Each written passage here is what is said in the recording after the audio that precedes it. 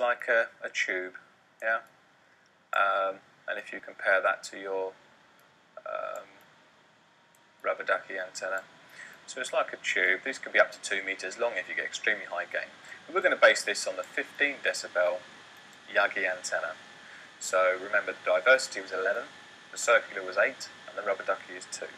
So this is your Yagi, which is 15 decibel, which is about half a meter long. So let's have a look at the pattern for a Yagi. Now remember, because it's very high gain, we get an even narrower field of view. Let's turn on our the Yagi. Bang. Yeah. So you can see this is only about 30 degrees field of view here. So this is even more important that you make sure that this antenna is pointed directly at your plane. Yeah. And again, this is a linearly polarized antenna, i.e. it's either vertical or horizontal. So if we look from the top, we can see the pattern here is in a vertical fashion. So as long as we maintain this range and orientation, we've got a brilliant signal. And not only that, the range is significantly higher. So again, here's your Yagi range. We're all the way out here. Look, and let's compare that to the diversity antenna, which is pretty good range. Let's get the pattern on for that. Is here, yeah. So we can get to about here with your diversity 11 decibel. We can get all the way out to here with your 15 dB Yagi. So the downside, of course, is that the field of view is not quite as good. So with the diversity receiver, 11 decibel, I can be flying here and get a pretty good signal. But with the Yagi, I'm out of range here, look. And again, behind it, forget about it. It's not even going to know you're there. Yeah, above it. You have to be very, very specific about where you're pointing your Yagi. Now this is the main reason why the antenna trackers have become so popular. Because what it allows you to do is to use these high gain antennas that have got a very narrow beam and sensitivity pattern. But obviously the benefit of the antenna tracker is it will always keep it pointed at your plane. So you can get great long range, not have to worry about making sure it's pointed exactly in the right position. So we still have the same problem though, remember.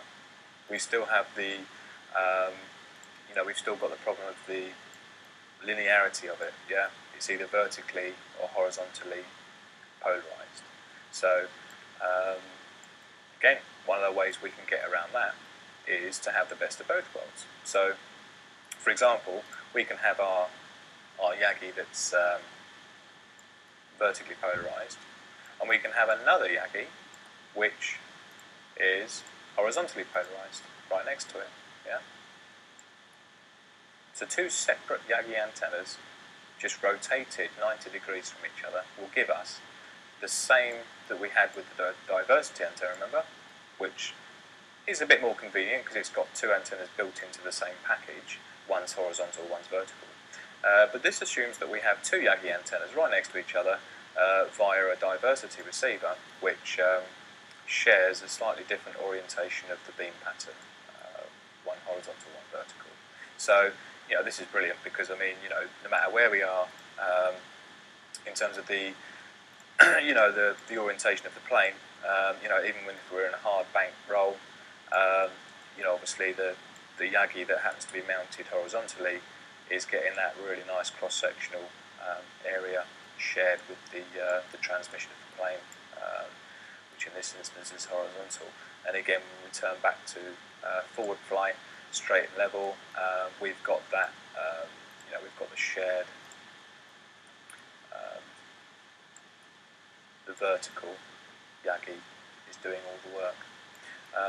So let's turn on we'll go back to the front view, let's turn on this is your plane here.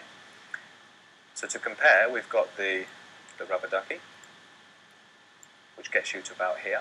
However, the benefit is we can fly right behind ourselves if we want, and we'll still be in range, assuming we're not too far away. Omnidirectional. And then we have our our circular we'll do next, which we can get a little bit further. And remember, it's less sensitive to your orientation of the plane, so it's a little bit more of a consistent And then we have the diversity pattern, which gets us out to here.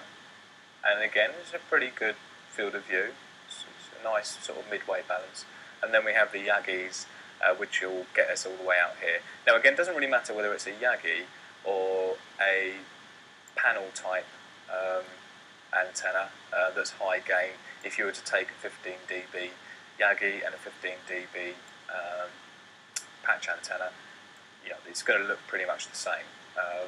So it might, I mean, for example, if you, one of the sort of recommended setups really, if money was no object, would be to have two diversity systems, in which case you could have the best of all worlds. So, like personally, my plan would be, let's say you would have a, we'll turn everything off. What you would do is you'd have a diversity receiver connected to two Yagis.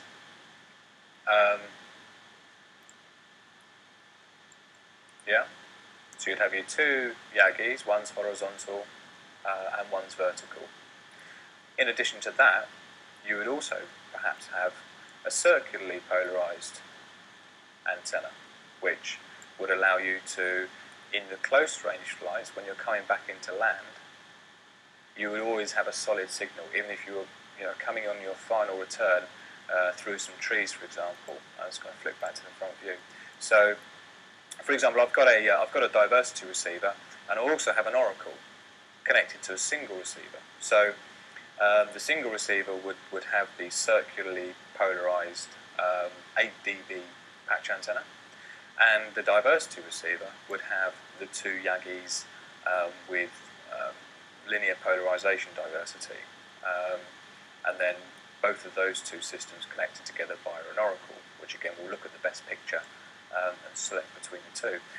And that, I feel, would give you probably the best all-round performance, because you've got that long range on the antenna tracker with your Yagis. So wherever you are in the sky, the antenna's going to follow you.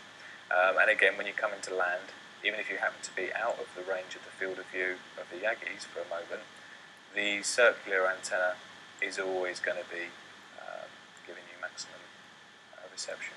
So that's an overview of antennas, polarization,